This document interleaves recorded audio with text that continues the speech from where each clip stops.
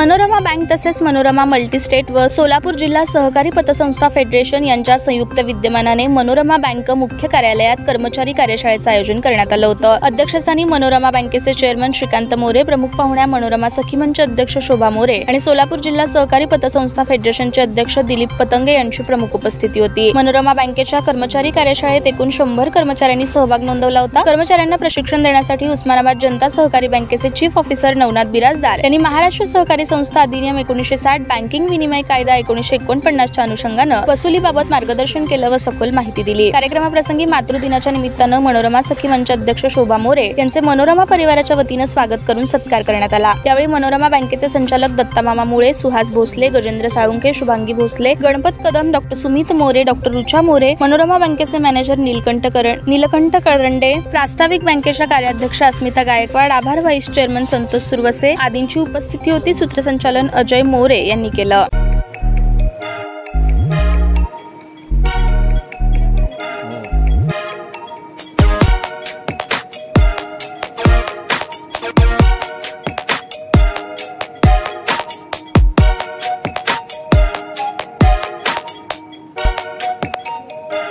सोलापूर शहरातील सुप्रसिद्ध हॉस्पिटल म्हणजे सेंट्रल मल्टी स्पेशालिटी हॉस्पिटल मागील अनेक वर्षापासून सेवा बजावत आहे। 24 तास इमर्जन्सी सर्व्हिस, मॉडर्न टेक्नॉलॉजी, अनुभवी डॉक्टर्स तसेच अत्याधुनिक तंत्रज्ञान सुविधांनी सुसज्ज स्त्रीरोग प्रसूती विभाग, ऑर्थोपेडिक विभाग, मेडिकल विभाग आणि इतर एकमेव नाव म्हणजे सेंट्रल मल्टी स्पेशालिटी हॉस्पिटल।